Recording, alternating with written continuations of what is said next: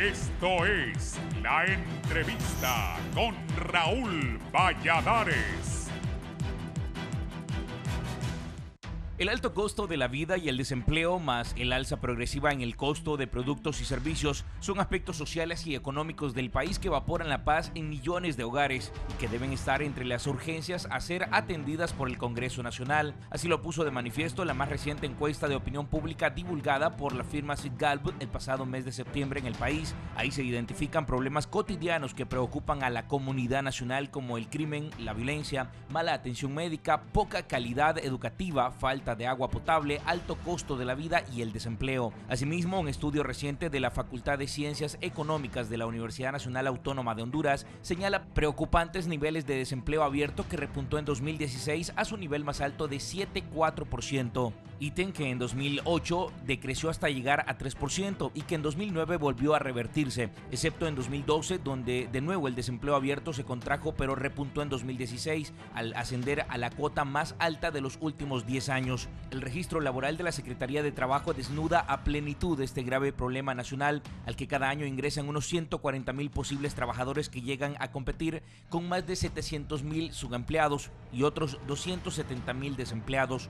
Los departamentos que reúnen las tasas de desempleo abierto más altas del país son Atlántida, Colón, Comayagua, Choluteca, Francisco Morazán, Olancho y Valle, según registros de los años 2009, 2015 y 2017.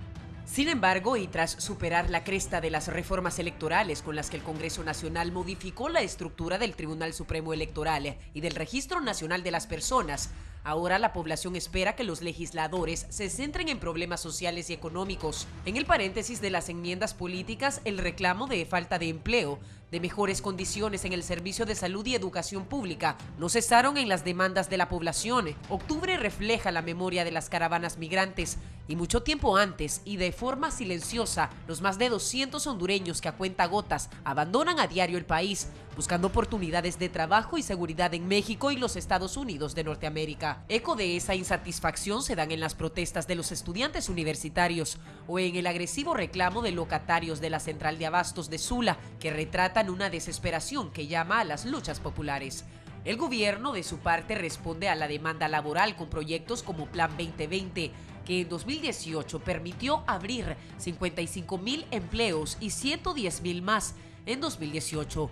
Código Verde y Con Chamba Vivís Mejor, o financiando con 2.400 millones de lempiras y 3 años de exención tributaria a la micro, pequeña y mediana empresa a partir de 2018. Tenemos que poner a este sector de hondureños en el centro de las políticas públicas, apunta el titular del Poder Ejecutivo, Juan Orlando Hernández, quien el 28 de octubre anterior presentó el proyecto de financiamiento a las MIPYMES del país.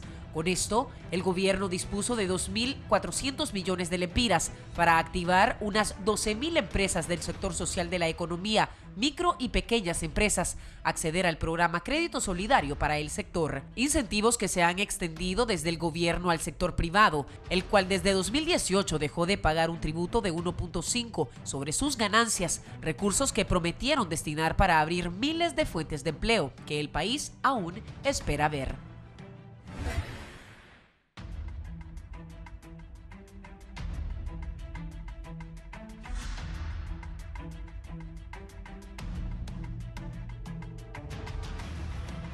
Buenos días, Honduras y el mundo. Gracias por estar en la entrevista de Canal 11. Hoy es martes 29 de enero del 2019. Se está yendo ya el primer mes de este año. Rápido. Rápido vamos a estar en Semana Santa, ahí en el feriado de junio, ahí en el de septiembre y viene Navidad. Se va rápido el año. Lo que no se van rápido son los problemas. Hay lucha de parte de sectores empresariales del gobierno, pero los problemas afloran diariamente en Honduras. El fin de semana una tendalada de muertos. Ayer platicaba con alguien que ya desgraciadamente para nosotros los hondureños, que hablen de un muerto no es tanta noticia. Cuando ya es masacre, pues ya se habla de la noticia. Diariamente mueren miles de hondureños, que la violencia es la principal causante de que hondureños mueran en los diferentes departamentos de Honduras, en las aldeas, en los municipios, en los caseríos, pero los accidentes de tránsito también son la segunda causa porque los hondureños mueren diariamente prácticamente. Todos los días tenemos que pasar estas lamentables noticias. Pues hoy vamos a hablar de la violencia, del desempleo, cómo está la economía, por qué sigue la devaluación, las políticas. Decía el cardenal Rodríguez Maradiaga que no es momento de política, que dejen de pensar tanto en política y que busquen solucionar los problemas del país. Las caravanas de migrantes, ayer el presidente de Honduras, de verdad que nosotros somos torcidos, como decimos popularmente, ustedes me entienden. Torcidos porque o hay inundaciones o hay sequía, o hay una gran sequía. Ayer el presidente anunció que había una sequía peor que la del año pasado.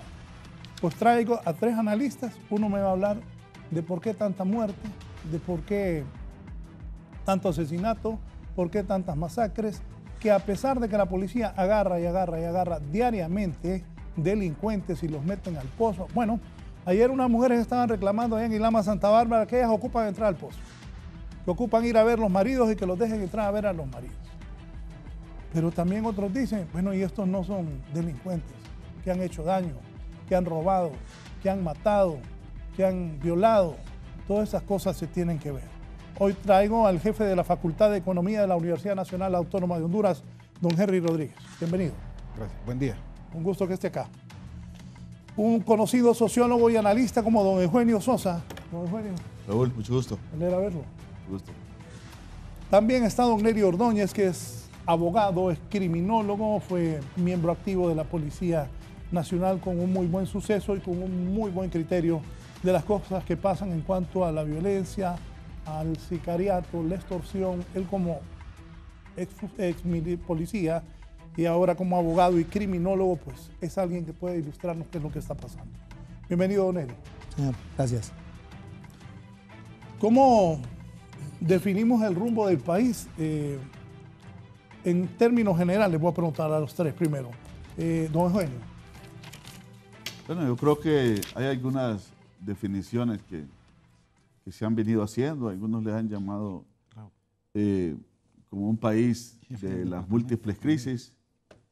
Yo he planteado que es un país que está viviendo una tragedia, la verdad. Honduras ha entrado en una tragedia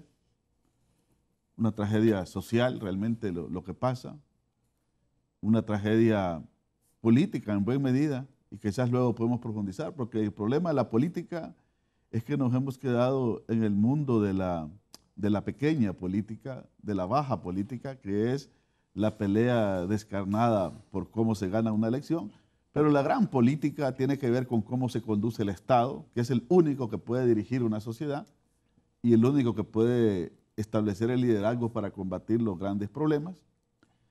Es un país que creo que quien mejor hace la síntesis de toda la problemática y la resume es las caravanas de los migrantes, porque ahí encontramos la articulación de elementos de violencia, de elementos de desempleo y pobreza, de desencanto con la política y lo más trágico, una gran cantidad de hondureños y hondureñas que llegaron al convencimiento de que su país, su territorio, su patria, no puede ser el país de su búsqueda de mejorar su situación, sino que su sueño está fuera de las fronteras. He planteado en algunas cosas que he escrito que la gran salida para todas estas centenares y miles de hondureños y hondureñas es precisamente la salida. En vez de construir una nación diferente, han llegado al convencimiento. Raúl, en el 2014 hicimos una encuesta en la universidad donde 65%, incluyendo algunos sectores, ya probablemente llamados medios, afirmaban que si tuviesen la oportunidad de dejar el país, lo harían. Y hace poco alguien me comentaba una encuesta hecha por Cáritas, eso se ratificaba y estaban muy asustados, casi en el 60%. Entonces uno se pregunta, ¿no? ¿Qué es lo que está pasando en un país donde lo que se denomina lo más preciado para buscar la solución, que es sus propios habitantes, ciudadanos, personas, desean irse porque llegaron al autoconvencimiento de que donde nacieron no hay posibilidad de algo mejor? Sí.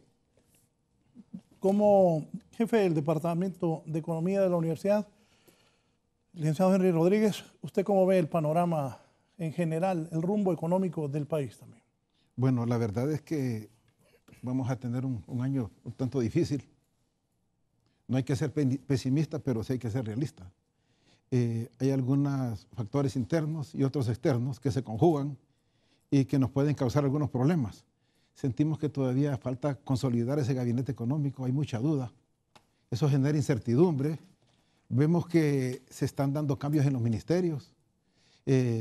Este gobierno está repitiendo y creímos que había generado la suficiente experiencia en esos primeros 4 años, a tal grado de que solo con unos pequeños cambios se iba a enrumbar el país, pero eso no se ha logrado.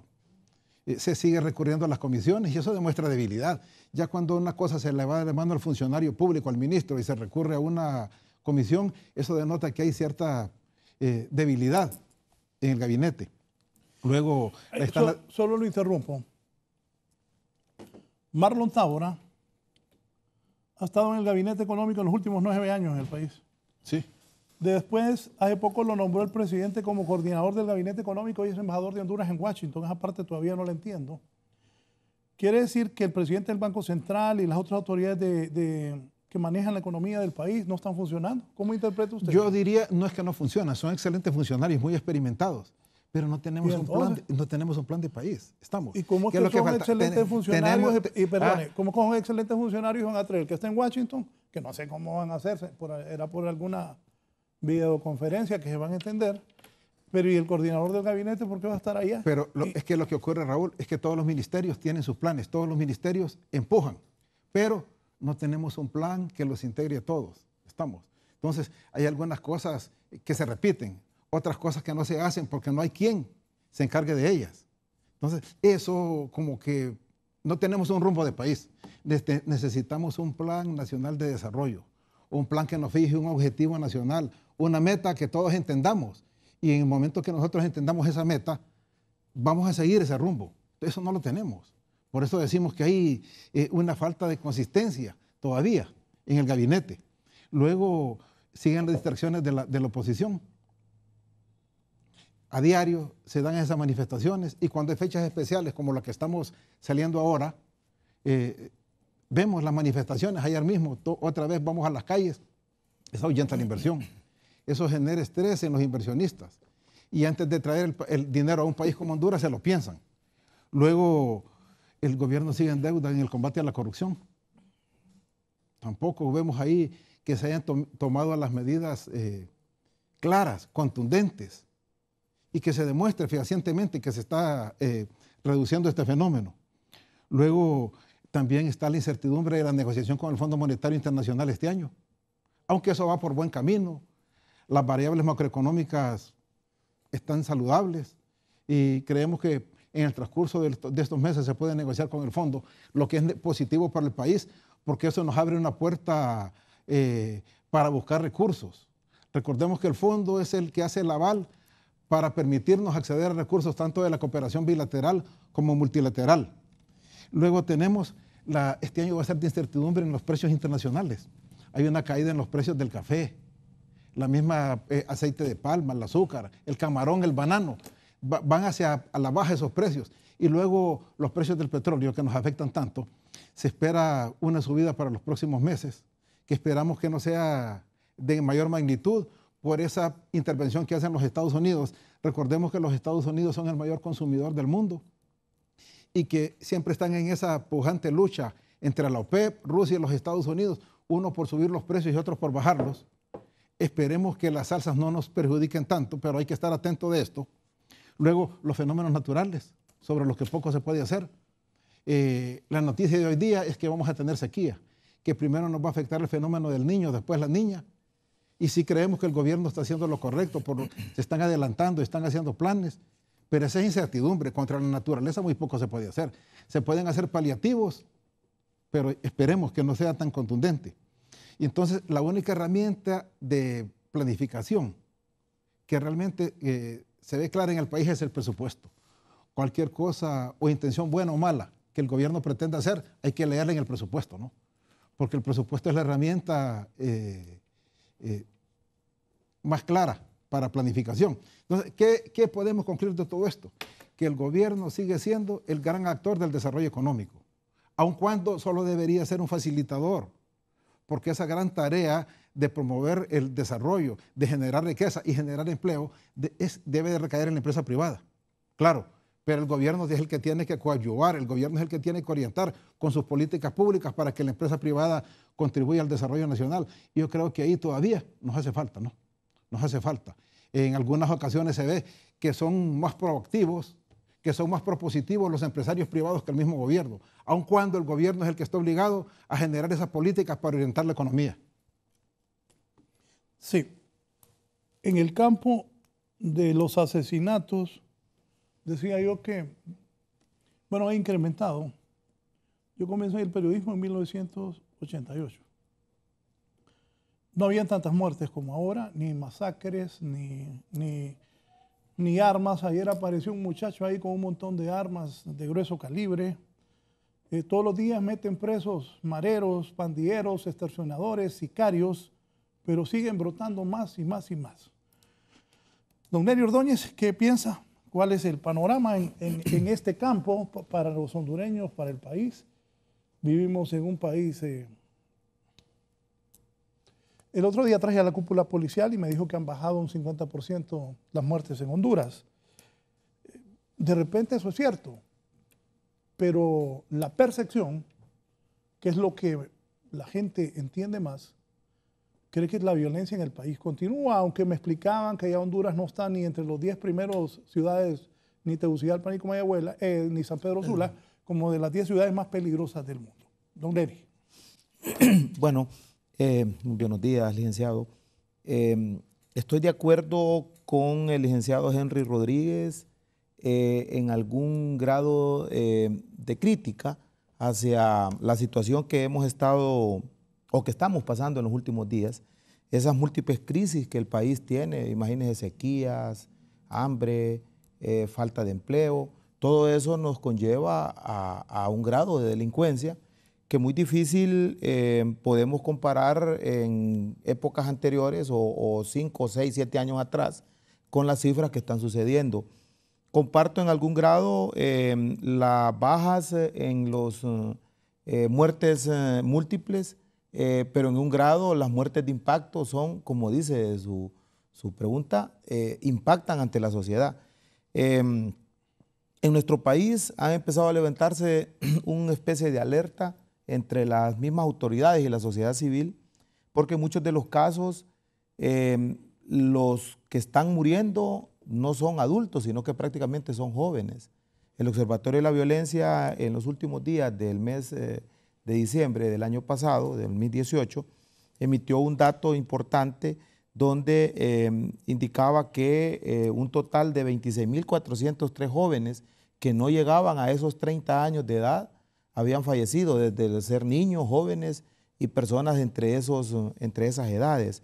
La otra situación es que en nuestro país mueren personas por la afinidad a un equipo de fútbol, por la afinidad a un partido político, por la afinidad a una estructura criminal y no digamos más por el odio enfrascado que se tiene entre la misma sociedad, entre las mismas personas, por el simple hecho de tener una deuda pendiente, de creer que la herencia que me han dejado me pertenece a mí, no a todos. Entonces, entendamos que la acción delictiva o el hecho criminoso impacta más ante la sociedad porque se están observando más jóvenes que son los que mueren. Son mujeres también las que están falleciendo. Entonces tiene un impacto psicológico entre las personas porque ¿quién fue la que nos dio el ser a nosotros? Una mujer. Entonces esa afinidad que tenemos cuando observamos que a una mujer se le ha dado muerte de una forma tan parafernálica, empezamos a observar que las alertas se encienden y no solamente se encienden a nivel nacional, internamente, solo con el simple hecho de aquel ciudadano o el campesino que tiene su televisor y que observa que han asesinado 2 o 3 personas sin tener un grado de cultura, eso le impacta tanto allá. Le cuento algo. Anoche empecé con un asesinato en La Ceiba, después en San Pedro, después un atentado aquí en Tegucigalpa contra un conductor de bus. Imagínense, son hechos que dan dentro de esa accionar criminoso, pero que tiene un significado. O sea, el hecho de que una persona muera o de una forma violenta por un arma de fuego significa que solo a él en ese momento se le estaba buscando. Pero ¿qué sucede cuando por esa simpatía a un equipo de fútbol, a un partido político, a una estructura criminal, el hecho no es solo contra esa persona, sino que se encuentran rodeados de 2 o 3 más? Es ahí donde impacta. Impactan las muertes múltiples, impactan los asesinatos a mujeres, impactan las muertes violentas contra jóvenes, niños y mujeres que prácticamente están falleciendo de una forma dantesca por tratar algunas de querer estar o querer mejorar su estatus de vida. Yo comparto también una entrevista que se realizó a una defensora de mujeres donde a todas las mujeres se les quiere achacar que son parte del crimen organizado, que son miembros de estructuras criminales, y en muchos de los casos el poder entender y hacer un análisis criminológico y criminalístico, podemos irnos dando cuenta que esas muertes no tenían un efecto pandilleril, no tenían un efecto de una estructura criminal, de una venta de droga, sino que prácticamente era aquella enemistad manifiesta que tenía de una violencia doméstica entre su pareja sentimental y que no quería dejarla, aunque la golpeara, ella quería. Entonces ahí es donde se ocurre ese tipo de delitos, licenciado. Sí, antes de que don Eugenio me haga un análisis de lo que ambos están hablando, me dice acá, voy a ver quién es. JD. Pregúnteles si la sobrepoblación familiar, una familia donde los padres de familia tienen menos de 20 años, tienen 1, 2, 3 o hasta 4 hijos, tiene que ver con los problemas económicos y sociales. Ahora bien, eso es secundario. La causa número 1 de los problemas del país históricamente es la corrupción. ¿Don Eugenio? Mire, yo voy a disentir con los amigos en algunos aspectos, ¿no? ¿Está bien? Por ejemplo, en el tema de la conducción del país, yo creo que hay problemas, efectivamente, y hoy coincido en la dificultad de tener un plan y un proyecto articulador, pero también hemos tenido y tenemos muy malos funcionarios. Mire, yo le voy a mencionar 2 ejemplos inmediatos. Pero caliente. Le he estado dando seguimiento punto por punto al tema migratorio de las caravanas. Y yo le voy a decir, con todo respeto aquí, da pena a los funcionarios de Cancillería la forma en cómo abordan esa temática.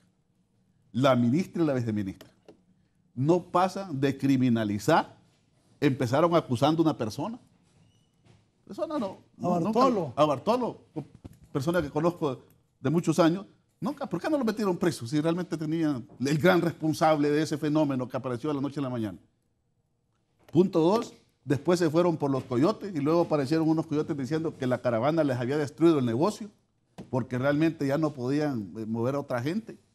Después dijeron que el responsable era un partido y terminaron diciendo una cuestión global que siempre se usa como comodín, que es el crimen organizado. Pero el crimen organizado, que es responsable de todos los problemas, sucede que está más cerca de Casa Presidencial que de cualquier otro lado. Y los últimos hechos lo demuestran, de los extraditados. Entonces, ¿cómo no podemos reconocer esos hechos? Yo creo que el primer problema de enfrentar los problemas es reconocer los problemas y analizarlos como son. Ahora, con el tema de la violencia, los homicidios yo creo que es una ceguera pretender decir que no se mueven o que han crecido. El gobierno tiene las estadísticas. El Observatorio de la Violencia, que es quien siempre hacía el contrapeso, coincide. Pero hay otros problemas de fondo y es que hay otro tipo de delitos vinculados a los mismos homicidios que no están teniendo los efectos. Las mujeres han demostrado cómo los femicidios no han tenido una baja sustantiva. Seguimos teniendo una gran cantidad de mujeres asesinadas que a veces bajan unos pequeños números o a veces suben. Yo me pregunto acá, yo no soy criminólogo, observo la parte social. ¿Cuánto hemos reducido las extorsiones? ¿Hay menos extorsiones? Hagamos, Raúl, mande un sondeo a los puntos de taxi. ¿Cuántos puntos de taxi siguen pagando extorsiones? ¿En cuántos puntos de taxi ya no se paga extorsiones? Para reforzar lo que me está diciendo, aquí me escribe un amigo hace poco. Raúl, los líderes del transporte están denunciando el aumento al cobro de la extorsión. Bueno, entonces hay un tema. El otro día alguien que maneja aspectos de seguridad y que fue un funcionario importante de la policía, que me voy a meter el nombre, me explicaba, mira, me dice, la gente cuando empezó la extorsión y se elevaron los homicidios, la gente se resistía a pagarme y la mataban. Hoy en día le llega la amenaza de la extorsión, corren a pagar o se van del país. Y eso me dice, hace que no los maten. ¿Pero a qué costo? Al costo de destruirle la vida, porque alguien que cierra un negocio porque no puede seguir pagando una extorsión o que tiene que irse en la tragedia migratoria, realmente, ante que estamos. Porque hay un fenómeno, Raúl, y acá los colegas, que no se analiza muy poco, y es lo que subyace al tema de la violencia, que también subyace al tema de corrupción, que es la impunidad. El Salvador, cuando aquí llegamos en el 2011 a los puntos más altos de homicidios, uno de los ejemplos que se ponía para demostrar que se podía reducir la violencia era El Salvador, porque El Salvador había llegado a 35% en la tasa de homicidios y efectivamente había caído de 70, casi 80 o 100. Y ahora El Salvador, ¿en cuánto anda? Es de los países nuevamente con mayores tasas de homicidio. ¿Por qué? Porque esas políticas no fueron sostenibles. Y nosotros podemos tener ese fenómeno que se ha bajado sustantivamente, pero si no hay acción sostenible que tiene que ver desde condiciones de diferente tipo hasta la impunidad, esto sigue siendo un incentivo. Lo mismo con la corrupción. La MASI, con la cual yo creo que está haciendo un trabajo, y yo por lo menos me siento como ciudadano identificado, ha hecho un trabajo importante, pero la impunidad sigue reinando. Entonces, esos son elementos fundamentales de los grandes problemas. Nosotros somos un país que estamos apagando crisis y precrisis, corriendo a la frontera para que no se vaya la gente, corriendo allá a ver otro problema de una protesta. Yo le voy a decir una cosa, con la cantidad de problemas que tiene el país, el nivel de conflictividad que tenemos más bien es bajo, el nivel de protesta y esto que pasamos a tener, más bien abajo. Si todo el mundo protestara por la situación en que se encuentra, esto sería una cuestión realmente ingobernable. Y el otro tema, el colapso, desde mi punto de vista, de la institucionalidad, de la social fundamental, de todas, pero la social da mucho pesar. Entre ellos, todo el sistema de salud. Con el sistema de salud no ha sido posible realmente avanzar. Incluso el sistema educativo. Están hablándose que el 80% de la infraestructura educativa tiene problemas. Entonces, ¿de qué nos sirve como país, pensando en el desarrollo, de que tengamos esa pista?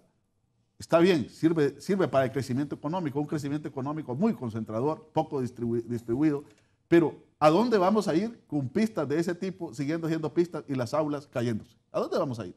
¿A dónde vamos a ir solo con esas pistas y una serie de construcciones de ese tipo y destruido el sistema de salud? Donde el otro día que llegó don Plácido Domingo visitando que faltaba la máquina más mínima para enfrentarlo, las señoras de diálisis creo que era, ¿no? Y los señores de diálisis también han hecho unas cuantas protestas. Eso es lo que tenemos.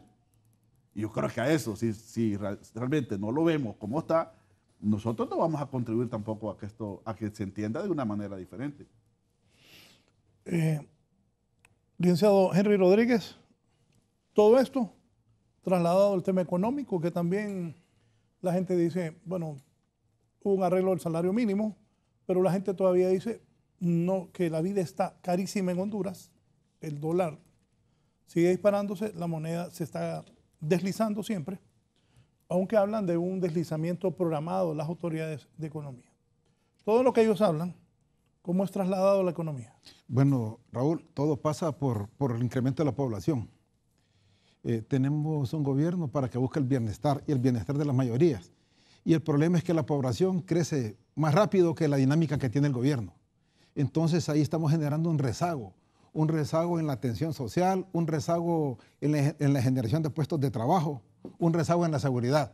Para mencionar algunas cifras que van a servir para el debate, en el 81 éramos 4 millones, en el 2000 éramos 6 y el año pasado rebasamos los 9 millones, ahora somos más de 9 millones. Las proyecciones nos dicen que dentro de 4 años y medio vamos a ser 10 millones de habitantes. Esto es alarmante. ¿Cuánto? Dentro de 4 años y medio vamos a ser más o menos 10 millones de habitantes. Aquí nacen 500 personas diarias, 180,000 personas al año. Y luego, si vemos las cifras de pobreza, que somos el 61.9, este año van a nacer 110,000 pobres. Y si queremos ser más dramáticos, Vamos a ver que van a nacer cerca de 50,000 personas que van a vivir en la indigencia, que no van a tener acceso a esos bienes necesarios para llevar una vida digna. Entonces, aquí vemos claramente la génesis de los problemas sociales. Esas personas crecen, se están multiplicando, vienen con sus propias necesidades, con sus propias aspiraciones, y la estructura económica del país no se dinamiza para atenderlos. Van a necesitar más camas en los hospitales, maestros, escuelas, más policías en las calles. Entonces, ahí está la génesis del problema. La población se mueve más rápido. ¿Cuántos pobres más van a haber? Este año, unos 110,000 más. FUNDE calcula que cada año producimos entre 100,000 y hasta 300,000 pobres. No, pero más o menos este año unos más de 100,000. Entonces, ¿qué pasa? Necesitamos un país que crezca más, un país que cambie esa manera de hacer las cosas. Mire, solo aprovecho, 110,000 pobres más, ¿eso en violencia qué significa? Yo iba a contestarle. ¿Por qué ríe? Yo le iba a contestar a mi amigo aquí, porque si van a haber 100,000 más pobres, ¿cuántos muertos más no van a existir en ese momento? Si imagínense la cifra de este año que pasó, fueron 380 mujeres que fallecieron entre 0 a 29 años. Lo mismo está dando ese dato de 26,403 personas que fallecieron entre el 2010 y el 2018 que no llegaron a los 30 años. Entonces, si nos ponemos a pensar y haciendo análisis concretos de un hecho criminoso, la génesis de lo que hablamos es parte de la pobreza, parte del desempleo. Al no tener ese grado de seguridad económica, una persona emigra de su pueblo con 200 lempiras hacia la ciudad y cree que aquí en la ciudad va a subsistir con 200 lempiras. Si 200 lempiras le cobra un taxi por llevarlo de un lado a otro. Por traerme aquí donde me invita Raúl. Fíjate que pero de repente no solamente es la pobreza la que nosotros tenemos que ver, hay muchos factores que influyen. Fíjese que el simple hecho de poder escuchar, a mí me gusta siempre hablar de la parte que está dentro de nuestro país, de la gente que en este momento está observando y escuchando este medio televisivo. ¿Por qué? Porque allá con la idiosincrasia y con no tanta aquella fulburria de tener títulos y tener maestrías y doctorados, como muchos los tenemos, esa persona capta más rápido esa información de la delincuencia y, se lo digo con propiedad, ya no quieren venir a la capital, ya no quieren ir a San Pedro Sula, ya no quieren bajar del Merendón. ¿Por qué? Porque lo poquito que tienen, entonces esperan que suba aquella persona que migró de una estructura criminal para querer llegar a esos lugares a vender ropa, a vender situaciones para poder observar qué tipo de cliente es el que va a ir a buscar. Esa migración de la estructura criminal, esa migración de la forma o del modus operandi de cómo asaltar, cómo robar, cómo extorsionar, es por eso, es porque la pobreza nos estamos llenando de eso. Mire, las franjas territoriales entre Brasil, Colombia, Venezuela, El Salvador, México, Guatemala, Honduras, están diciendo muchos comunicadores sociales que nos estamos encontrando entre países que están en guerra, pero que nadie lo quiere decir. Nadie quiere decir que estamos teniendo más muertos que los países que en verdad están decretados como una guerra a nivel mundial. Entonces, ¿estamos teniendo más muertos que quiénes? Deme nombres de países. El Salvador, por ejemplo, Afganistán, usted se va y escucha algún medio de comunicación y usted se da cuenta que los muertos que hubieron entre este mes no llegaron pero ni a los 30, ni a los 40. Y si usted suma Brasil, Venezuela, Colombia, Guatemala, El Salvador, Honduras y México, las cantidades son estratosféricas. Ese es un estudio que hicieron varios comunicadores sociales que tienen algún grado de integridad entre ellos mismos y se dieron cuenta que esas franjas territoriales en las cuales había mucha lucha por el crimen organizado, mucha lucha por tratar de encontrar esas directrices, porque muchos han quedado, esas bandas han quedado acéfalas. Entonces ahí es donde empiezan ellos a tomar esa guerra y empiezan ellos a decir, bueno, vamos a entrar fuertemente, vamos a empezar a asesinar a todo el que se nos ponga enfrente, y ahí es donde sucede. Son cantidades de personas que están falleciendo porque muchos de los capos de la droga a nivel internacional en estos países que yo he mencionado han quedado acéfalas y quieren tomar esas riendas otros nuevos jefes, y es ahí donde entra la muerte violenta. Lo mismo está sucediendo en nuestro país. ¿Por qué cree usted que en muchos de los casos el narcomenudeo ha empezado a florecer de una manera bien difícil? Mire, la cocaína, como lo estaba expresando un jerarca militar hace un mes y medio, indicaba de que la droga había empezado a tener un precio tan alto porque las trazas en las cuales ya se estaban determinando la gran cantidad de avionetas que caían, caen menos. Entonces están buscando una cantidad de millas más adentro del mar para poder desembarcar esas cantidades de droga. Es más el costo que hay llevarlo a tierra firme, trasladarlo como hormiga, y ahora ya no pagan como pagaban antes con droga, ahora les están pagando con dólares. Están diciendo, bueno, ahora ya no queremos más droga porque se nos hace bien difícil poderla distribuir. Entonces, ¿qué es lo que hacen? Sembradíos de marihuana, están sacando drogas sintéticas, drogas que traten de darle un poco de más realidad al joven al momento de poderlas ingerir, pero eso sucede. En muchos de los casos la situación económica nos va a llevar a lo que usted expresaba. Más muertes, más violencia, mayor cantidad de mujeres y hombres que van a morir en los días. ¿Por qué? Porque es bien difícil.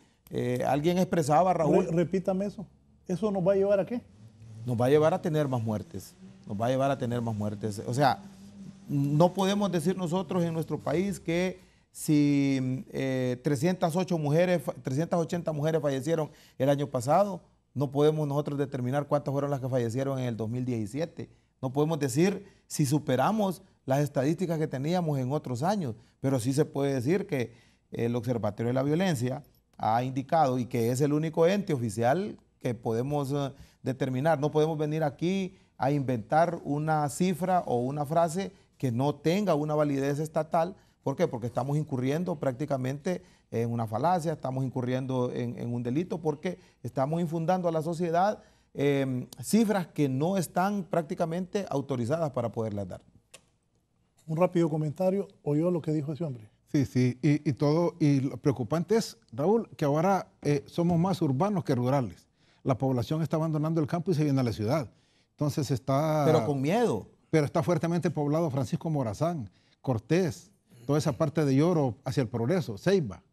Eso viene a atomizar, a generar más problemas económicos y sociales. Y el problema es aquí entonces que todo se vuelve carencia. Carencia de vivienda, carencia de acceso a los servicios públicos, carencia del empleo. Entonces, tenemos que como que reordenar otra vez el territorio y motivar a las personas a que vuelvan a sus orígenes. Sí. Y aquí, tal vez, Raúl, más muertes, pero también más migrantes. ¿Sí?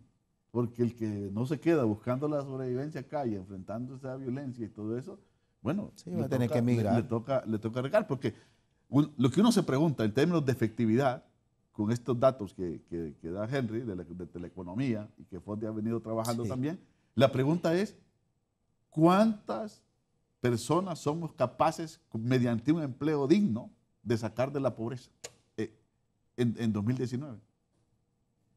¿Sí? ¿Cuántas políticas sociales realmente van a poder sacar de la pobreza, no dar para la sobrevivencia como la bolsita solidaria, sino darle una oportunidad de construir una posibilidad de vida digna?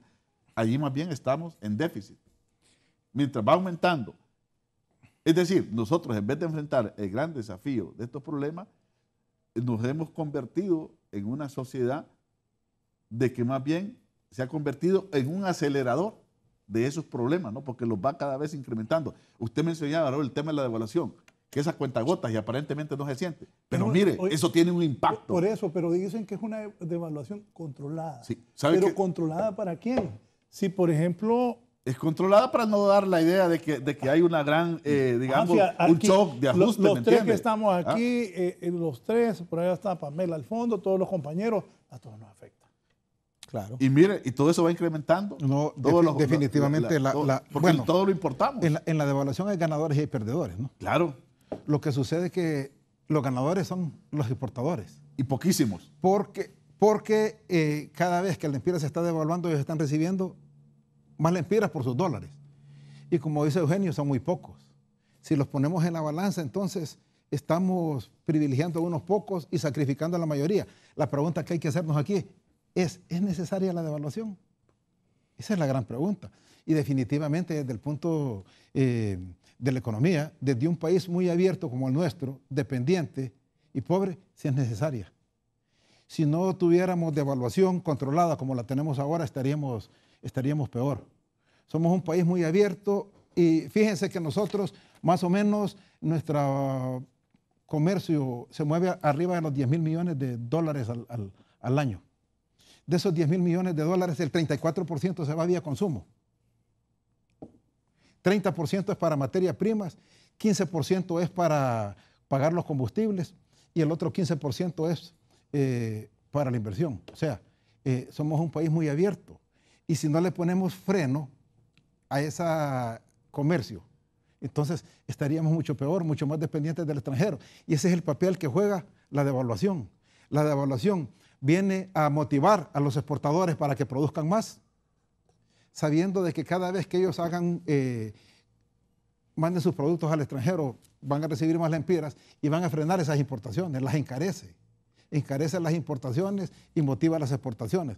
Teóricamente, esa es la función que debe de cumplir la devaluación. Ahora la pregunta es aquí, ¿la magnitud con la que nosotros devaluamos en Honduras es la adecuada? Pero lo otro, profesor Henry, también es funcional, y usted lo explica desde la lógica de la economía, que es necesaria por el tipo de modelo a la que hemos estado apostando. Porque lo otro es aceptar que nosotros no podemos tener otra economía. O sea, yo sé todo el tema de la globalización, el tema de la economía mundial, nosotros lo estudiamos desde la sociología, pero realmente usted mismo sabe como economista que una de las grandes cosas que impactan en la población, sobre todo la de muy bajos recursos, es todo el tema de seguridad alimentaria. Por supuesto. Y allí no hay políticas realmente, y no que cada vez usted ve políticas para los pocos grandes, pero toda la franja de productores, ni siquiera el café, miren cómo está el café ahora, ¿no? Ahí anda pero ¿qué modelo económico ha bajado las incidencias delictivas? Teóricamente se dice, norte. Teóricamente nos preguntamos, ¿es necesario devaluar? ¿Verdad? O sea, yo entiendo y la misma población ahorita se pregunta, bueno, y hablamos de economía, de sociología, pero ¿qué modelo económico ha bajado las incidencias delictivas en el Triángulo Norte? Si como decía Eugenio, si El Salvador en vez de bajar aumentó las incidencias delictivas. Allá es una cacería, pero terrible, entre las estructuras criminales. Allá está más enfrascada una estructura criminal y la tenemos que a 2 horas de nuestra capital, donde se encuentran esas estructuras. Esas estructuras entran a nuestro país, entran a Guatemala. ¿Qué otro modelo económico podría bajar en Guatemala o que lo haya bajado en los últimos 5 años? Entonces nos ponemos a pensar y decimos, bueno, si el modelo económico que se está estableciendo en nuestro país es para beneficiar a un grupo privilegiado o es que vamos a tratar de hacerlo íntegramente. Yo comprendo por qué la acción migratoria y como decía el sociólogo, en muchos de los casos lo primero que queremos inculpar es a un partido político, queremos inculpar a una funcionaria pública, queremos ver que los coyotes se sienten nostálgicos porque ya la caravana les quitó su... Pero también no hemos empezado a ver qué situaciones tienen como mérito poder ir observando que el 179G del Código de la Niñez culpa a aquel padre de familia que se lleva a sus hijos o que los manda sin ninguna autorización.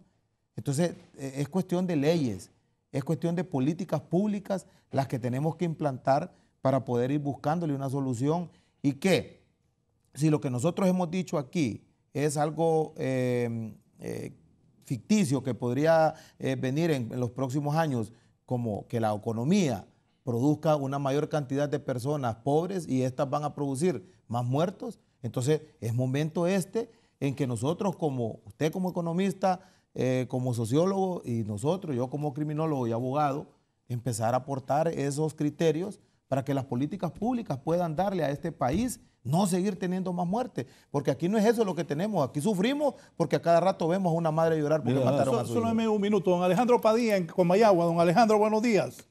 Buenos días, licenciado, un gusto saludarlo y saludando también ahí eminentes analistas que tiene, ¿verdad? Fíjese que me quiero referir a un punto especial que aquí en nuestro país, o sea, en muchas cosas que uno va a comprar le hablan en dólar. Por ejemplo, yo quería alquilar un local hace unos meses aquí en Comayagua. No lo renté porque el contrato había que firmarlo y había que pagar en dólar. O sea, no, porque le digo, no, pero es que aquí no hay dólar, aquí es el Empira. Sí, pero se le hace la cuenta en la Empira, pero según va subiendo el dólar, así va subiendo también. Entonces, mejor no lo renté el local porque, verdad, dije, no me va a dar.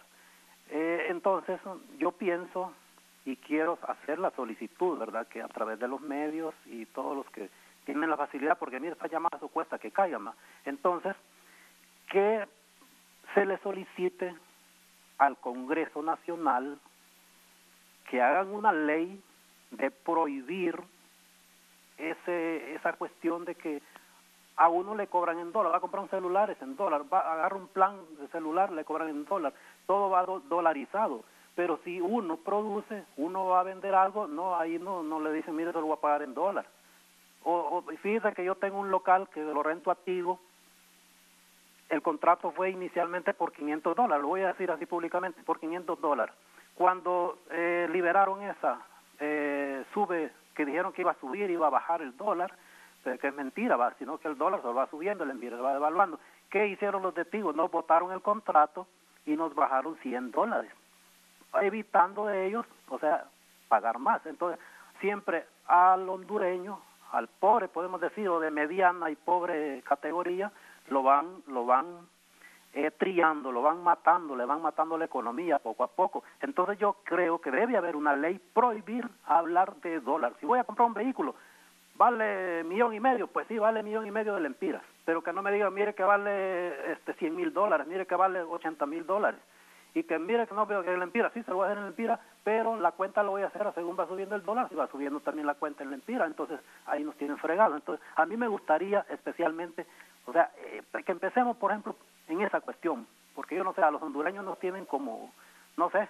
piensan que es que somos ignorantes, pero la verdad que el pueblo no es ignorante, lo que somos aguantadores, ¿verdad? Entonces yo les pido de favor ahí, ¿verdad? Que los señores que están ahí, pues que hagan comentarios y hagamos esa solicitud para que haya ley que no los estén cobrando en dólar. ¿Verdad? Me alegro, muchas gracias por atenderme y que tengan buen día. Buenos días, don Alejandro Padilla, desde el centro del país, desde Comayagua. Una pausa y continúo con mis invitados de esta mañana.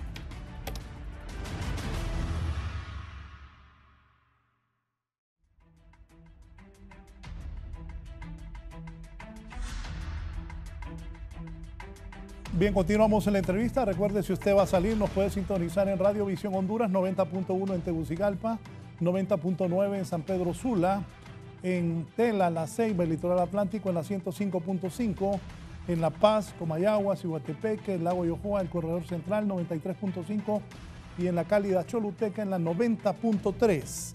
Don Eugenio Sosa me decía de esto de las caravanas. Sí, mire que el tema migratorio siempre ha sido, de alguna manera, ha estado en cierto nivel de preocupación en la sociedad, pero ahora con la caravana esto se volvió visible. Lo que muy pocas veces se dice es que hay una paradoja, ¿no? Se van los que muchas veces están desesperados ya. Yo he planteado que prácticamente están desahuciados en el país, pero muy pocas veces se ve con toda la profundidad. Aquí Henry hablaba de la cuestión de las exportaciones, de las divisas, de la devaluación, pero los grandes estabilizadores de la economía son los migrantes. Con los más de 4.000 millones de dólares, 4.500, imagínate, millones de dólares, si estos migrantes no mandaran ese dinero, Raúl, esa devaluación que nos afecta, que estaba mencionando usted, controlada, que le llama el gobierno, probablemente ni las mismas exportaciones la pararían si no fuera por ese elemento estabilizador de la macroeconomía.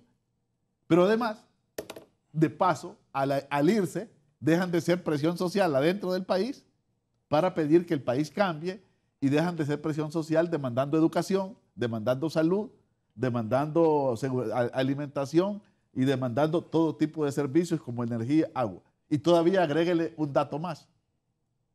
No sé el dato real, pero entiendo que más del 30%, 35% más, de los hogares hondureños reciben además algo de dinero que les ayuda también a estabilizar su macroeconomía. Entonces juegan un papel al país que realmente en el fondo les ha venido más a beneficiar que a perjudicar. Claro, lo que pasa es que cuando se vuelve colectivo, tipo caravana, y está toda la política que choca con todo el planteamiento de Donald Trump y le exige al gobierno que actúe, ahí pone las condiciones en otro tipo y aparecen estas discusiones. Pero en el fondo, para un pequeño grupo, la migración y los migrantes, voy a decirlo de esta manera, muy llana, han sido un gran beneficio y un negocio. Sí, aquí Lupita Cuello me dice, buenos días Raúl, el problema mayor es la desigualdad. Sudáfrica, Haití y Honduras son los países más desiguales, según un estudio del Banco Mundial. Lamentablemente, a diario se nos cuentan historias de desigualdad pintadas de historias de superación. Y si somos conscientes, la mayoría sabemos que a los políticos corruptos los nutre la pobreza, la ignorancia y un pueblo enfermo. Por eso no hacen nada para realizar los cambios estructurales que necesitamos como nación. Bueno, los empresarios, ¿cuál es el rol de ellos en todo esto? Bueno, la empresa privada es la que debe de generar riqueza. Los países ricos lo son porque tienen una empresa privada dinámica, sobre todo grandes industrias, que es lo que más nos hace falta.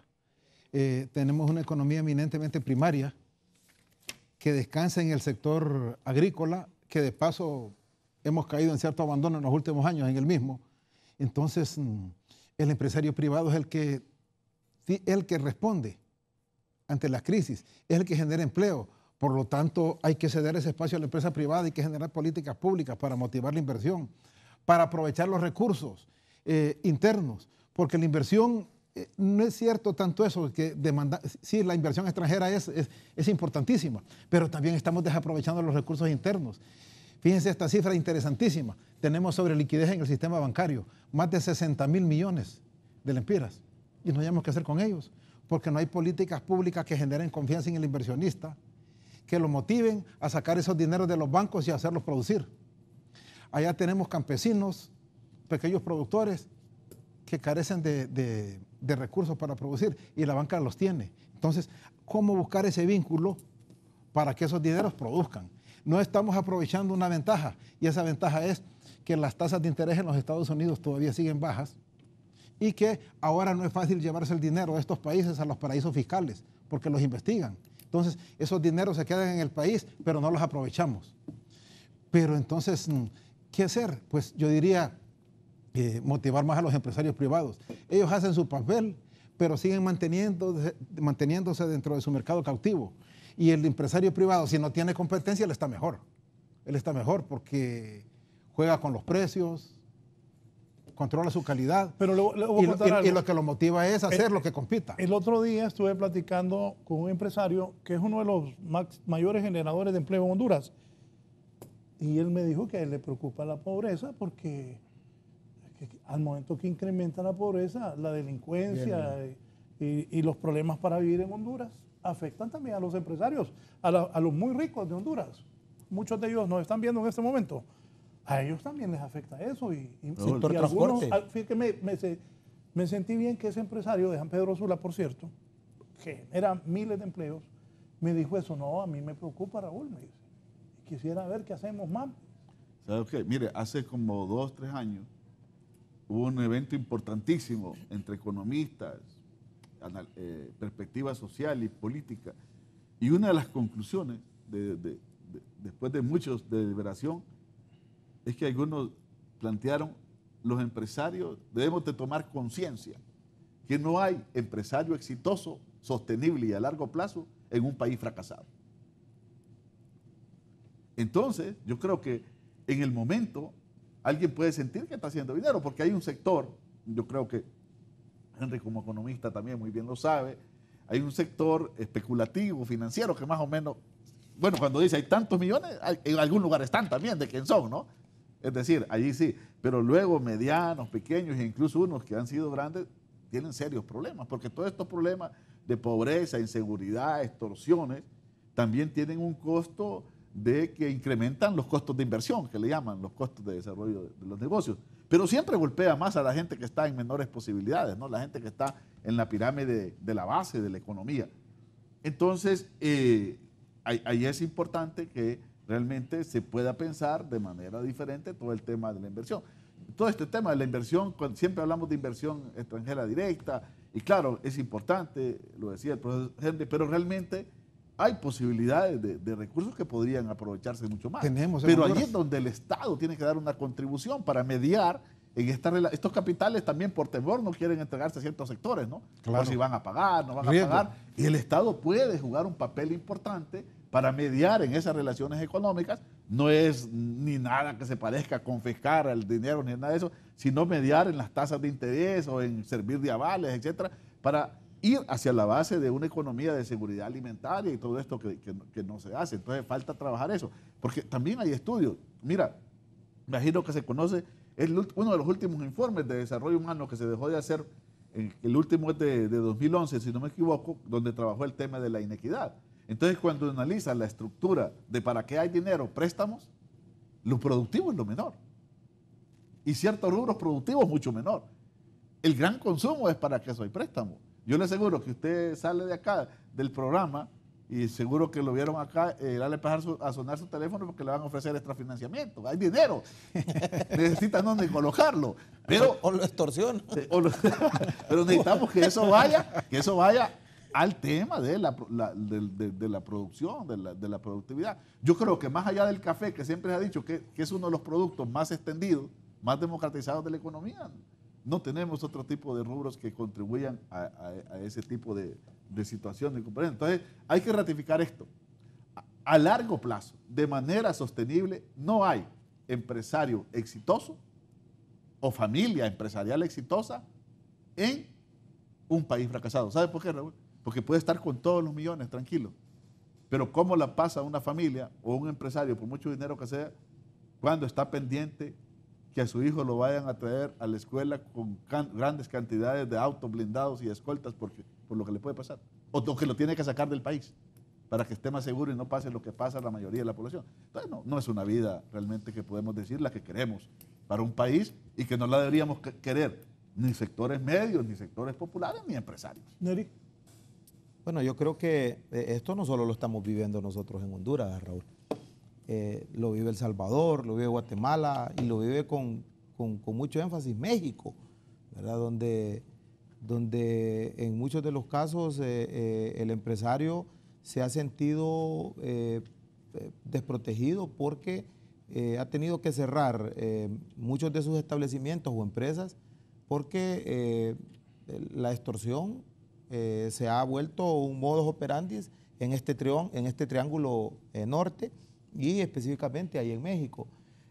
Luego empezamos a observar que la tranquilidad, como dice Eugenio, aunque tenga esa cantidad de millones para poder ir a traer a su hijo al colegio con 4 vehículos, 2 de escolta y el central que va blindado, es algo que no le da la paz, aunque tenga todo el dinero, esos 60,000 millones que se tienen, que deben de existir políticas públicas para poderlos dar, para que la empresa empiece a surgir.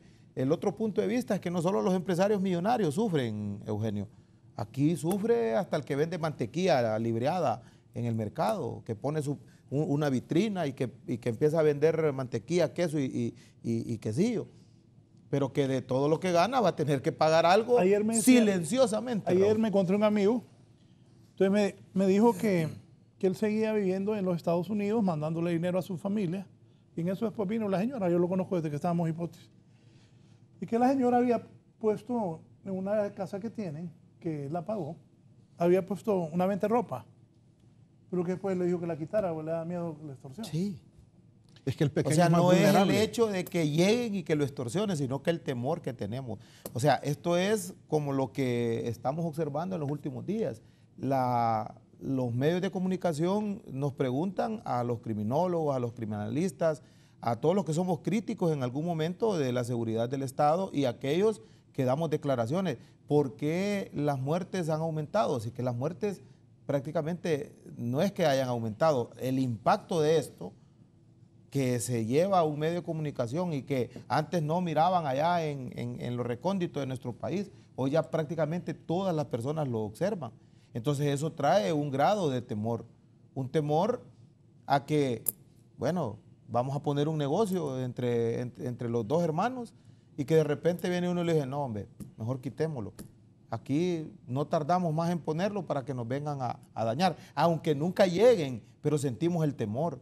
Entonces debe de existir una política pública para poder quitarle por un medio de comunicación, así como tenemos anuncios para poder publicar diferentes actuares que tiene el Estado, deberíamos de empezar a darle a la ciudadanía cómo entrar en esa accionar directa de cómo la cultura de la denuncia puede ir mejorando lo que son los hechos que no se llegan a resolver.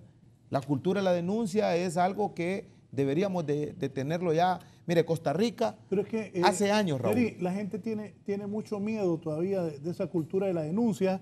Y el otro día alguien me decía, Raúl, el problema es que tenemos miedo, todavía hay miedo para la policía. Es correcto. A pesar de que se ha hecho una depuración fuerte en la policía, algunos tienen miedo todavía de que haya gente de la policía que esté coludido con el crimen organizado. Eso creo que sigue siendo el más grande problema para esto de que el hondureño vaya y denuncie lo que está pasando. Colombia tardó más de 20 años, Raúl.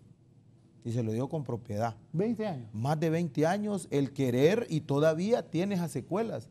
No digamos El Salvador. El Salvador hubieron 2 gobiernos que prácticamente tenían, como dice Eugenio, tenían dominada ya la situación, ya tenían controlado lo que era, las estadísticas habían bajado, en Guatemala habían bajado pero empezaron a haber disputas entre las asociaciones que se tenían entre militares y el gobierno, y empezaron ellos a aflojar un poco más. No, ya no lo apoyemos a estas otras personas. Entonces empezaron ellos a decir, bueno, si la criminalidad está ahí, pues que fluya.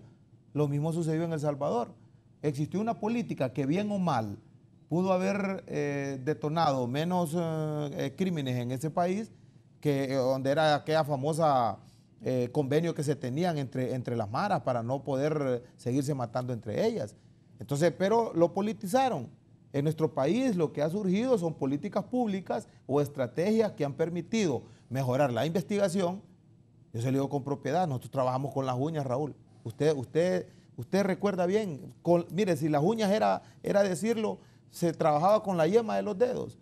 No podíamos ya, éramos recolectores de evidencia que quedaba en la escena, pero que nunca se procesaba. Hoy, en la actualidad, hay un laboratorio, y se lo digo con propiedad, hay un laboratorio dirigido por personas que tienen un excelente índice académico y que han estudiado fuera del país, que le pueden a usted dar un resultado con rasgos faciales obtenidos solo por una cámara de video cuando esta persona circula en un vehículo por cualquier eje carretero, o el simple hecho que se tardaban para poder dar el resultado de una evidencia científica. Los laboratorios ahora se van a tardar menos, y eso era en donde nosotros siempre pensábamos, la impunidad está ahí, pero una vez que usted ya entrega ese informe al fiscal, ya el fiscal tiene una secretividad, ya el fiscal no puede vertir una opinión sobre ese caso. Lo pueden vertir en sede policial al momento que es capturada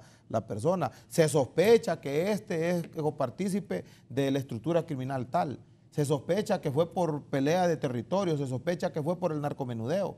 Entonces, esas son injerencias que entran en una sede policial. Luego, empezar a retomar todo lo nuevo que ha venido sucediendo para que el delito pueda ser disuadido.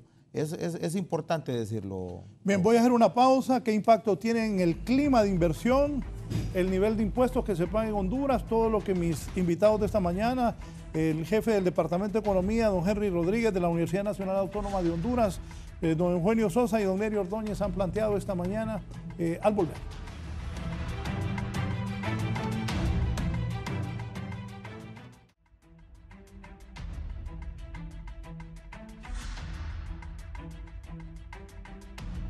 ¿Qué impacto tiene en Honduras el nivel de impuestos que se paga para el clima de inversión, tanto nacional como los extranjeros? Y también, con todo lo que se ha hablado aquí, un extranjero, ¿qué lo puede motivar venir a invertir en Honduras y generar empleo? Licenciado Rodríguez. Bueno, se dice que Honduras es uno de los países en Centroamérica que más impuestos cobra, ¿no? La presión fiscal es el 18%, medida esta como el porcentaje de los impuestos en relación al PIB. Hay países que cobran mucho menos, pero esos impuestos son necesarios. En un país como Honduras, donde la dinámica económica depende del gobierno, necesitamos de esa tributación. Hay un indicador que antes calculaba el Banco Central que se llama impulso expansionario, que mide la participación del Estado en la economía. Y entonces, lo curioso de este indicador es que se mueve al mismo ritmo del PIB. O sea, es un fuerte determinante en el crecimiento económico. Si quitamos el gasto del gobierno, la economía se cae. Entonces, para poder reducir... Si quitamos el gasto del gobierno, la economía se cae, porque el gobierno genera bienes, genera empleo, más o menos unos 250,000 puestos de trabajo. Entonces, ¿qué diríamos nosotros? El gobierno, como dicen algunos, es un mal necesario. Es el que sustenta la economía en países pequeños como el nuestro, donde somos poco industrializados. Entonces, ¿qué hay que hacer? Pues buscar una dinámica de transferencia para que ese papel que desempeña el gobierno lo desempeñe la empresa privada. Generar esas oportunidades para que los empresarios dinamicen un poco más la economía. Y luego hacer una revisión, yo no diría de la estructura tributaria, sino de algunas cosas fiscales, por ejemplo, las exoneraciones. Es increíble de que se habla mucho de revisarlas y no se hace. 37,000 millones dejamos de percibir al año. Pagamos 40,000 millones al año de deuda externa y le concedemos 37,000 millones exonerados. O sea, si redujéramos esas exoneraciones, ahí estaríamos pagando la deuda. Entonces hay que revisarlas. Las exoneraciones no son malas, pero hay que ponerles un objetivo orientados a generar bienes públicos que ayuden a la población y sobre todo empleo. Pero entonces la estructura tributaria es necesaria, Raúl, definitivamente. Si el gobierno este año piensa recaudar unos 112,000 millones de impuestos, y eso va a hacer crecer la economía, porque va a dinamizar la generación de empleo, la inversión pública. Las carreteras están destruidas. Si hacemos un inventario, están destruidas, pero ahora hay una promesa de invertir una fuerte cantidad de dinero en reconstruirlas, y eso es necesario. Entonces, yo diría que habría que hacer tal vez una revisión de la estructura presupuestaria, pero difícilmente vamos a lograr que se bajen los impuestos, porque tendríamos una caída en la actividad económica. ¿Qué tiene de bueno el gobierno? ¿Qué ha hecho de bueno? ¿Y qué tiene y qué visualiza? Bueno, yo les preguntaba antes de que comenzáramos el programa, si esos programas 2020, todos los programas que tiene el gobierno, están funcionando, están ayudando al desarrollo del país, a la población. Mire, el problema de esos programas es que funcionan en la medida que tenemos una gran franja en extrema situación de pobreza y miseria, entonces recibir eso para ellos tiene algún nivel de satisfacción, ¿no? Y tiene alguna funcionalidad, pero tiene mucha perversidad también, ¿no? Porque una de las perversidades tiene que ver con todo el tema vinculado al clientelismo político. Nadie ha desmentido, por ejemplo, uno de los estudios de Fote de que 35% de esas ayudas tenía mucha contaminación política, ¿no? En los criterios de selección. Yo no he visto otro estudio que le demuestre a Fote que eso es equivocado. Es como el tema también de los impuestos, lo rápidamente me meto, el tema lo que hay que analizar ahí. Para eso, recuerda la propuesta de pacto fiscal que hicieron varios economistas, incluso de todos los partidos políticos, sí, incluyendo del partido del gobierno y todo. Y dijeron, hay que revisar el problema de la regresividad. ¿Quién paga los impuestos en Honduras? Era la gran pregunta. Hay que revisar el tema de las prioridades de inversión, porque el presupuesto tiene que ver, la recaudación tiene que ver con el presupuesto y con la ejecución, ¿no? Sí. También. Entonces, ¿cuáles son las prioridades? Y luego la transparencia y la rendición de cuentas y la corrupción. Entonces, mientras todo esto no se toque, definitivamente va a ser, por mucho impuesto que esté, la ciudadanía va a tener siempre malestar, va a estar inconforme, incluyendo incluso los mismos empresarios. Yo creo que realmente aquí cuesta hallarle siempre a esta pregunta, Raúl, al gobierno buscarle con lupa dónde están los temas. ¿Sabe por qué? Mire, aquí se hablaba de talento y algunas funcionarias, y efectivamente algunas lo son, Pero yo escuchaba a la ministra de Finanzas cuando estaban los más gruesos en la caravana que trataba de explicar, bueno, ¿y qué pasó con la pobreza? Después de tantas ERP, política antipobreza y todo. Y lo único que logró decir es que hemos hecho esfuerzos. Entonces, ¿sabe qué? ¿Qué es lo bueno? Que a veces hay algunos esfuerzos. ¿Qué es lo malo? Que los resultados están muy lejos y no se ven. Neri. Bueno, desde el punto de vista criminológico, creo que el país ha avanzado en algún grado de políticas para poder contrarrestar algún hecho criminoso. Hay mucho por qué esperar. Yo pienso que dentro del conglomerado de países de Centroamérica, Honduras es el que está punteando en los últimos días en base a ese grado de reingeniería que se hizo la policía y que se decidió tomar en cuenta de que era la única manera en que podíamos sacar adelante un suceso que si seguía ahí nos iba a llevar a un caos total. Luego empezar a determinar que las políticas públicas que se han empezado a ejercer desde el punto de vista económico y desde el punto de vista social siempre recaen sobre el más pobre. ¿Y dónde es donde ocurre la mayor cantidad de los hechos delictivos? En las personas que tienen menos cantidad de dinero, que se esfuerzan por querer llevar día a día a su casa y se están dando cuenta que no lo hacen porque no hay esa forma de poderlo adquirir. Entonces, decirle que el gobierno desde el punto de vista criminológico tiene ese grado de compromiso para poderlo realizar, pero hay muchas cosas que las hemos dejado aparte. Hay muchas situaciones, hay que construir más hospitales, Raúl. Hay que tratar de darle al ciudadano ese aliciente para que podamos sentirnos dignos del grado de mejora que pueden tener las personas cuando sufren una enfermedad. Pero no solamente es con el grado de pobreza que nos lleva a tener una acción delictiva, sino de que tratar de mejorar lo que decíamos desde un principio, esa cultura de la denuncia. La cultura de la denuncia nos va a llevar a un éxito, así como lo llevó a Colombia, para poder solucionar esos problemas. Y el ciudadano pensaba y decía en ese momento, no, es que en la policía ahí mismo le van a decir al delincuente que yo soy el que puse la denuncia. O sea, eso quedó entre los millones de habitantes que tiene Colombia, pero que es mucho más fácil que nosotros lo podamos solucionar. Entonces, el Estado ha tenido en los últimos 10 años una resolución hacia los conflictos y hechos criminosos porque ha invertido en eso. De hecho, está palpante, lo podemos ver, laboratorios, hay una reingeniería en la policía, existen una gran cantidad de acciones transparentes que se están haciendo en la policía para poder solucionar los problemas. Pero seguimos con la primera inquietud que nos dio Raúl. Si al haber más pobreza, ¿qué va a existir? No, va a haber más delincuencia. Al haber más pobreza, van a haber más muertos. Entonces esperamos nosotros... Él dijo que este año, hoy es 29 de enero del 2019. ¿Cuántos pobres dijo que van a...? Este año, ¿sí? Más de 100.000, unos 110.000 pobres este año, ¿no? Van a Entonces nacer. pongamos lo que en matemáticas nos indica, si están muriendo de 6 a 8 personas diarias, pero que no necesariamente son pobres. Usted puede ver, asesinan a un empresario, asesinan a una persona que no se reconoció quién era y que quedó allá en los freezers de la morgue sin reconocer y fue enterrado con el tiempo que determinó como desconocido. Entonces, ahí es donde tenemos que ver qué políticas públicas nos va a dar para tener menos pobres, para tener menos pobreza y para tener menos muertos en este país. Es un reto que este año lo tenemos que llevar. ¿Cómo generar empleo? ¿Cómo generar? Es que el empleo lo que hace es tener menos pobres, menos delincuencia y menos muertos. Yo ahí Yo lo quedo viendo, ¿por qué le voy a preguntar? No, Estoy oyendo.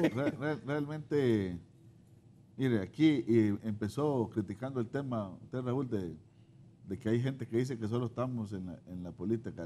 Yo insisto en esto de entrar a la gran política. Necesitamos reformas profundas en la mayoría de los sectores, pero realmente yo creo que a nivel de los principales actores políticos hay una especie de engolosinamiento, nada más por reformas político-electorales. Y no hay un planteamiento de reformas de transformación nacional globales. O sea, hay que revisar a fondo todo este sistema educativo, sistema de salud, sistema de seguridad, sistema de justicia. Realmente, y el país necesita, o lo logramos reenrumbar, darle un giro, o realmente todo lo que estamos hablando aquí, usted va a tener un programa parecido en el 2020 con peor situación que esta que hemos descrito.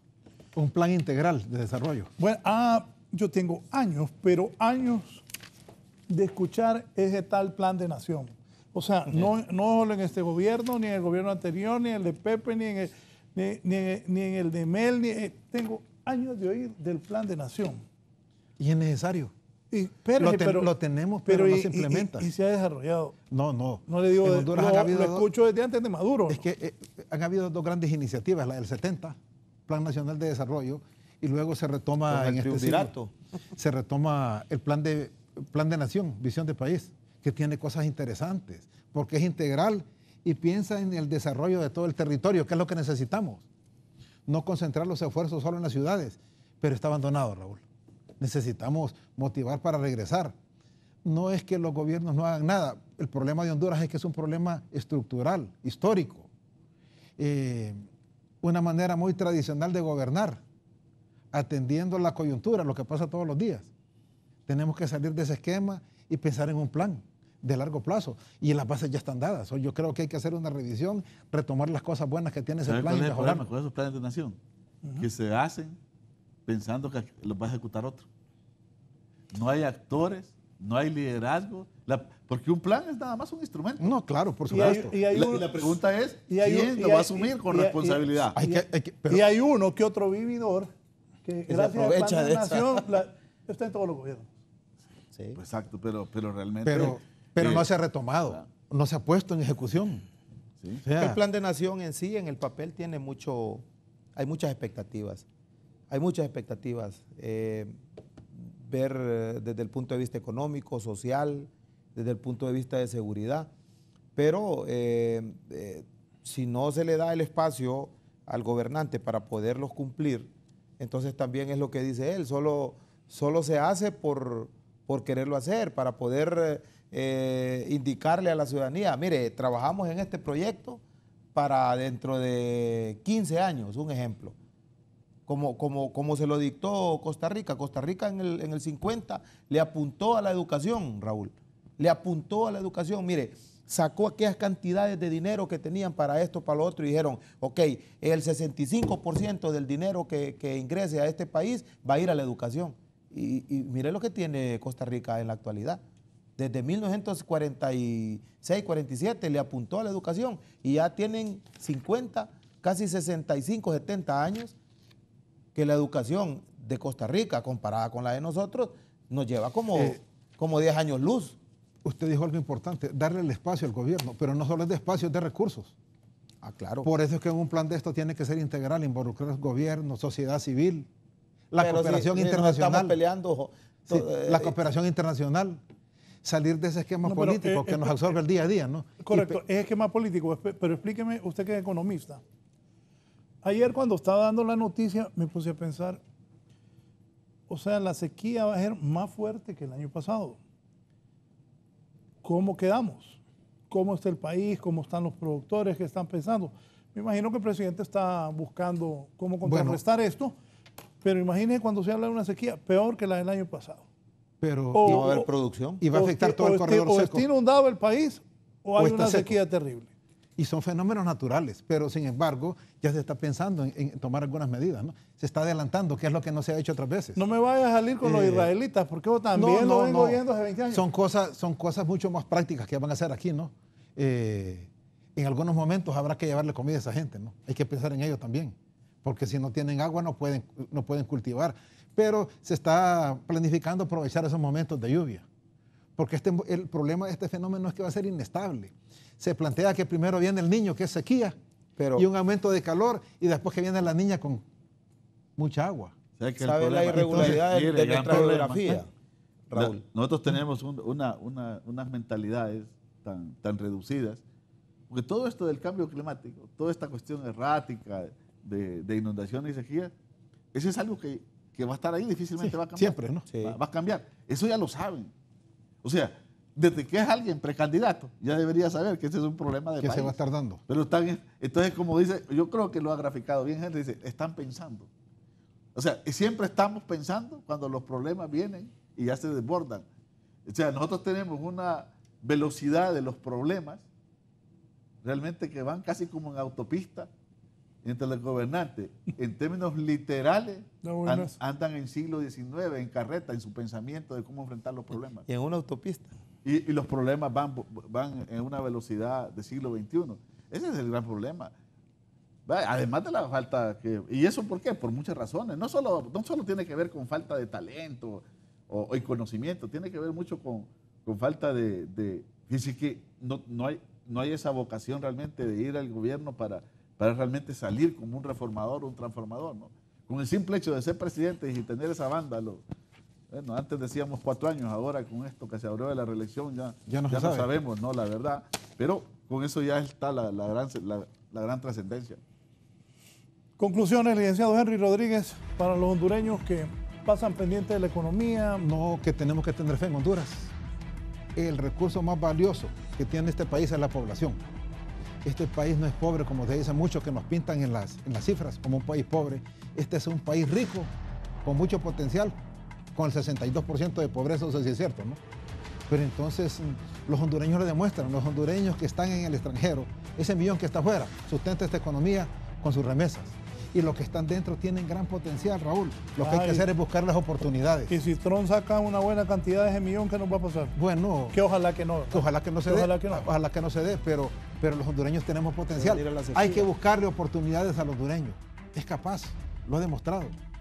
Lo que pasa es que sin trabajo difícilmente se puede emprender alguna actividad. 24.50 está en la calle el dólar, creo que un poquito más ahora. El deslizamiento, sus proyecciones, ¿cuáles van a ser? Hoy estamos cerrando a pocos días de cerrar enero, ¿a mitad de año? 25. Y vamos a cerrar más o menos con 25.20 al diciembre. ¿25.20? Más o menos.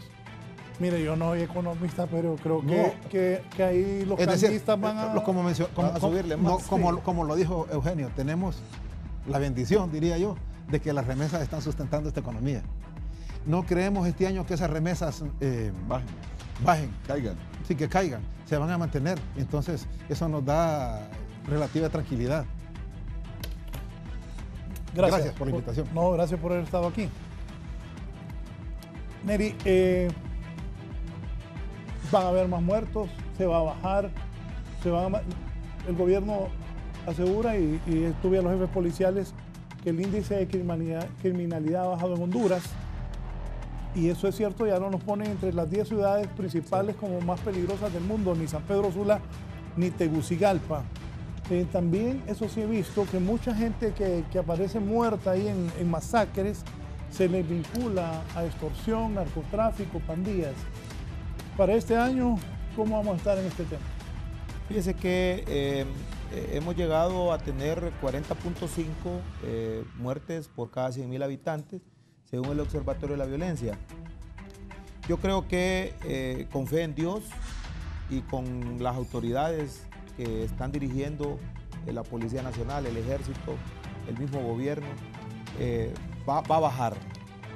Yo creo que si el año pasado bajaron 3 puntos y el antepasado bajaron casi 7, 8 puntos, pero que si usted ve como estadística y en un análisis, usted ve que los primeros 3 meses del año siempre son impactantes en muertes múltiples. Si usted trata de ver que antes no se medía la cantidad de personas que fallecían en el mes, porque ahí metíamos todo de un solo, aquel que atropellaba en el vehículo, el que se ahorcaba, el que se asfixiaba, el que iba a bañarse y en estado de ebriedad, el que moría en una motocicleta, al que asesinaban a tiros. Entonces, hoy en el día se ha hecho un análisis y se determina qué es lo que fue interno y lo que fue externo, qué fue lo que provocó una acción delictiva. Pero sí, creo que este año se van a bajar entre 3, 4 puntos. Es muy seguro que esté 3.5 a 4 puntos. la acción delictiva. Recuerde que el año pasado fue...